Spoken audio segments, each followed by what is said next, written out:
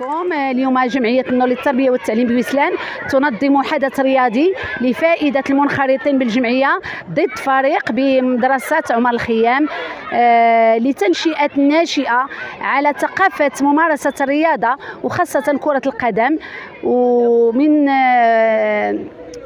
تنسيق وبشراكه مع مدير السوسيو رياضي بوسلان.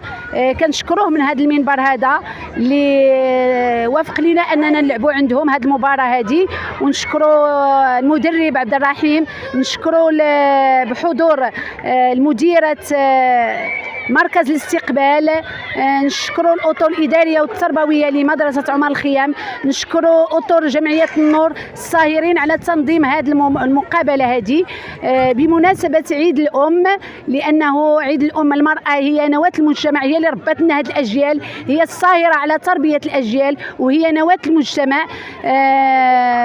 المهم كما قلنا احنا لتنشئه هذه الناشئه باش يلعبوا الكره، وهذه النسخه العشرين لمقابله كره القدم اللي كتنظمهم جمعيه النور للتربيه والتعليم بوسلان لمنخرطيها بالجمعيه، بتتويج بميداليات وكؤوس من الفريق الفائز سيفوز بالكأس، والميداليات ستعمم على كلتا الفريقين. شكرا لجريدة الدروة 24. معكم زياد العمراوي، العمر 13 سنة.